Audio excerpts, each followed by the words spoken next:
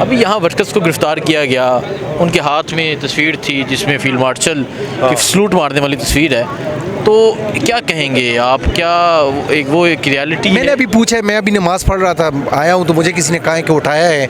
मैंने पूछा क्यों, कहते हैं कि उन्होंने लिखा हुआ था शायद कि खान हमेशा लीडर रहेगा और जो नौकर है वो हमेशा नौकर रहेंगे।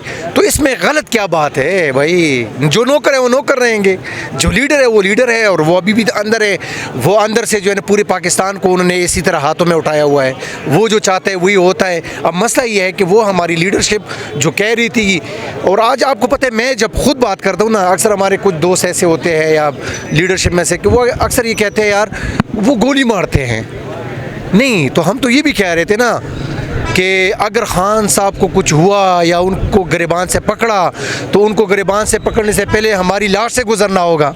वो तो हमारी लाश पे जो है ना, वो कहते हैं ना, मूतर करके चले गए हैं भाई। अब क्या करना है? अब आगे और क्या करना है बताएं? साफ बात है भाई, रिज़ाइन करें। नहीं कर सकते रिज़ाइन करें, लायमल नहीं है रिज़ाइन करें।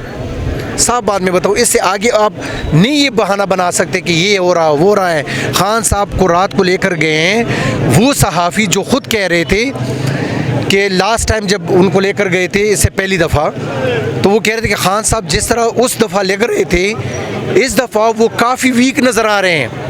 इस दफ़ा उनकी आंख का और उनकी दांत का वही दर्द और वही मसला उसी तरह है जिस तरह वो पहले था। तो आप मुझे बताएं कि कहाँ पे इलाज हो रहा है भाई? खान साहब तो निकल रहे हैं, आपके हाथों से निकल रहे हैं। आप उनके वोटों से यहाँ पे आए हैं, हमें जो इज़्ज़त मिलती है उनकी वजह से मिलती है भाई। क्या होना चाहिए? मैं ये कह रहा हूँ कि निकल आए, सिंपल सी बात है, निकल आए रोडों पे। हम पहले क्या कहते थे? हम 24 को हमने क्या किया था? निकल आए थे ना, तो आपके साथ लोग बैठने के लिए तैयार हो गए। हम 4 अक्टूबर को निकले थे ना, हमारे साथ लोग बैठने के लिए तैयार हो गए। हम उससे पहले निकल आए थे, लोग बैठे थे हमारे साथ बैठने के लिए। अब जब आप निकल नहीं रहे हैं तो कैसे आपके साथ बात करेगा कोई? मुझे ये बताएं। अगर ये कोई कह रहा है कि हम खैबर पख्तूनख्वा के लोगों ने हमें वोट दिया है और अगर हम रोड बंद करेंगे तो वो हम अपने लोगों को तंग करेंगे, भाई आपको पूरे पाकिस्तान से 90% लोगों ने वोट दिया है और खैबर पख्तूनख्वा के 100% लोगों ने वोट आपको दिया है। जो अपोजिशन में चल दूंगा आपको नजर आ रहे हैं वो इस्टेब्लिशमेंट के जोर ज़बरदस्ती उनको छीन के, आपके टिकट छीन के, आपके सीट छीन के उनको दिए गए हैं। तो इसका मतलब ये हुआ कि 100% लोगों ने आपको वोट दिया है। वो लोग भी चाहते हैं कि खान बाहर आए। जब वो लोग कह रहे हैं कि खान बाहर आए तो आप रोडों पे क्यों नहीं निकल रहे? कॉल दें। खुदा की कसम मैं एक बात आपको बताऊं हसनैन, इसके बाद हमें ना ज़मीर तो हमें मलामत कर ही रहा है, ये नहीं है कि ज़मीर नहीं मलामत कर रहा, लेकिन क्यों, किस लिए बचा रहे हैं? क्या बचा रहे हैं? किस चीज़ को बचाना है?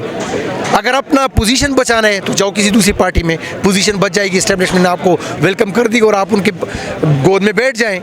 अगर इमरान खान के लिए कुछ करना है और उसको और उसकी पार्टी को बचाना है तो कॉल दे दें। कॉल्स के अलावा आपके पास कोई और ऑप्शन नहीं बचा। सिंपल सी बात है भाई। और जो कॉल नहीं दे रहे हैं वो खान के साथ सिंसियर नहीं है। मैं सिंपल बात आपको, तो इसमें मुत्तफिक कौन नहीं है कॉल देने में? लीडरशिप। वज़ीर आला कहते हैं कि मैंने पैगाम भेजा। नहीं, लीडरशिप देखें, वो बेचारा तो पॉलिटिकल कमेटी में बात कर जाते हैं, वो तो बात कर लेते हैं। मसला ये है कि वो लोग जिनके पास फैसला करने का इख्तियार है। अब मैं अगर सूबाई सदर होता, मैं मरकज़ी सदर होता, मैं अगर जनरल सेक्रेटरी होता तो मैं, आप देखते कि मैं कॉल देता या नहीं देता। मेरे पास जब होता था सूबाई जनरल सेक्रेटरी का, तो आपको पता है, आपने कवर किए हमारे सारे प्रोग्राम, मैं कैसे नहीं निकल रहा था। दे दे भाई, हमें ओहदे दे दे कि हम लोगों को निकालें। ओहदे भी आपके पास है, कॉल भी नहीं दे रहे और हमें लोग जलील कर रहे हैं। मेरे पास अब कौन सा ओहदा है कि मैं लोगों को कहूँ कि आप निकल आएँ? जिनके पास ओहदे हैं उनको चाहिए कि वो कॉल दे दे। इसके बाद यकीन माने लोगों ने आखिर में, ये तो आप ज़हन में रख लें कि आपको कभी किसी जगह पे वोट मिलना है ही नहीं, आपको किसी ने सपोर्ट करना है ही नहीं, तो अपनी जान बचाने के लिए कुछ करें और कॉल दे दे और आप देखेंगे लोग नहीं निकलेंगे ना। आप अपने जो एमपीएस, जो एमएनए, जो लीडरशिप में से हैं वो अपने हल्के से लोगों को निकाले। लोग तैयार हैं, लेकर आए, पैसे लगाएं, दे दे पैसे। क्या करना है आपने?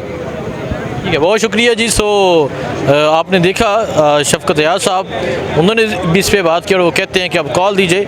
ये सूरत हाल है, बाकी जो होगा इंशाल्लाह आपको अपडेट देते रहेंगे। दुआ में याद रखें, अल्लाह हाफिज़। सामने को मैं हुसनैन, आप देख रहे हैं नया पाकिस्तान। इस वक्त अडयाला जेल के बाहर मौजूद हूँ और यहाँ से पाकिस्तान तहरीक इंसाफ के वर्कर्स की अभी गिरफ्तारियाँ हुई हैं। वो वर्कर्स जिनकी अभी यहाँ से गिरफ्तारियाँ हुई हैं, उनके हाथों में पोस्टर थे और वो पोस्टर जिसमें फील्ड मार्शल आसिम मुनीर की इमरान खान को सलूट मारने की तस्वीर थी, उस तस्वीर की वजह से यहाँ से पाकिस्तान तहरीक इंसाफ के जो वर्कर्स हैं उनको गिरफ़्तार किया गया है। और अभी भी आप देख सकते हैं, अभी भी यहाँ पाकिस्तान तहरीक इंसाफ के जो वर्कर्स हैं वो यहाँ पर मौजूद हैं और यहाँ पर जो है वो इमरान खान की रहाई के हवाले से नाराबाजी कर रहे हैं। अस्सलाम वालेकुम। वालेकुम। अभी यहाँ वर्कर्स को गिरफ़्तार किया गया है, क्यों? कसूर उनका ये था कि भी वो यहाँ पे खान साहब की तस्वीर के साथ एक जनरल साहब की तस्वीर लेके आए थे, एलिगेशन यही लगा रहे थे, तो उसमें कोई बुराई नहीं थी। जिस तरह खान साहब कहता है फ़ौज भी हमारी है और मुल्क भी हमारा है, ठीक है ना, हमारी। हाँ जी, वो सलूट उस वक्त था जब इमरान खान वज़ीर आज़म थे, वो साहब का जनरल मौजूदा जनरल उसको सलूट कर रहे थे, तो उसमें क्या बुराई थी? उसको इन्होंने ये शो किया कि भाई जैसे वो किसी मोदी को सलूट करो, इमरान खान को सलूट करो, साहब का वज़ीर आज़म है, इसमें ऐसी कोई बात नहीं होनी चाहिए। अब देखते हैं आगे उन बेचारों के ऊपर कौन सी दफ़ात लगाते हैं, दहशत गर्दी की दफ़ात लगाते हैं या कोई से कम दफ़ात लगाते हैं। बहरहाल ये मुल्क भी हमारा है, इस मुल्क के मुहाफ़िज़ भी ये अवाम है, अवाम है तो ये मुल्क है, मेरे ख्याल से इसके अलावा कुछ नहीं है। तो इन लोगों को चाहिए कि भी ये लोग हर मंगल को आते हैं आपके आइन को लेके, कानून को लेके, आपके हाई कोर्ट के आर्डर को लेके कि बैनली को मुलाकात करवाई जाए, मुलाकात हो जाएगी, बात ख़त्म हो जाएगी। इसमें क्या हो जाएगा? साहब का वज़ीर आज़म है, आपका आइन इस चीज़ की इजाज़त देता है, आपका कानून इस चीज़ की इजाज़त देता है। जब आप नहीं देंगे तो लोग यहाँ पे आके पुरअमन तरीके से, आइनी तरीके से अपना एहतजाज रिकॉर्ड करवाएंगे, उसके बाद डिस्पर्स हो जाएंगे, चले जाएंगे। लेकिन हम देखते हैं हर मंगल यहाँ पे आके गरीब लोगों को पकड़ते हैं, 3-3 4-4 महीने वो जेलों में सड़ते रहते हैं, उसके बाद जाके पता नहीं जज साहब के दिल में तरस आता है, रहम आता है, फिर जाके ज़मानतें मिलती हैं। मेरे ख्याल से इस मुल्क का नुकसान है। ऐसे में ये बताएं कि इमरान खान को रात के अंधेरे में हॉस्पिटल लेकर जाया जाता है, मुकम्मल कैद तन्हाई में है, ये सामने अडयाला जेल है, आंख की बनाई का मसला है, 2.5 साल जेल में कैद हो गए हैं, क्या कहेंगे आप? देखिए ये इंतहाई जुल्म है, इंतहाई जुल्म है एक कैदी के साथ।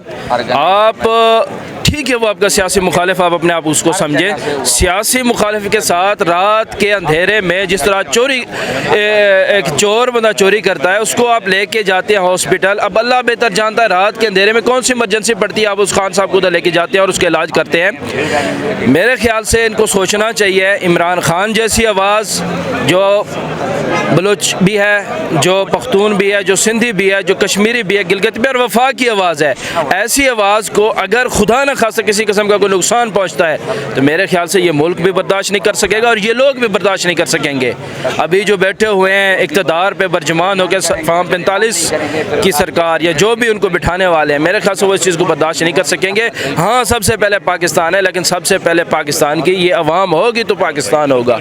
अगर ये अवाम जिसको आप महंगाई के दलदल में आपने उसको डाला हुआ है, जिसको बेचारे को इतना फ्रस्ट्रेट आप लोगों ने कर दिया है महंगाई के बोझ के तले, वो किसी किस्म की सांस लेने तक की आपने उसके ऊपर टैक्स लगा दिए हैं, तो देखें ये ऐसे नहीं चलेगा। एक वक्त आएगा यही लोग इनके खिलाफ खड़े होंगे और फिर हाल यही होगा जो ईरान में हुआ था, जो फ्रांस में हुआ था, जो चाइना में हुआ था, वो ज़्यादा दूर नहीं है।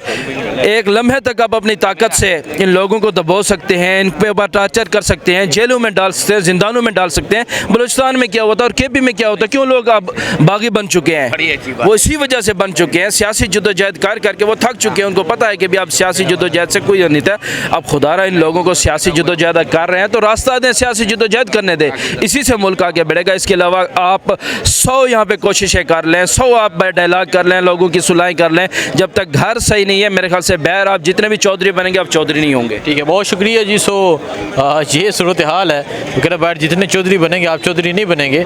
और इस टाइम आप देख सकते हैं पाकिस्तान तहरीक इंसाफ के जो वर्कर्स हैं वो यहाँ पर मौजूद हैं। डॉक्टर शफकत याज मौजूद, इनसे बात करते हैं। डॉक्टर साहब, अस्सलाम वालेकुम। वालेकुम।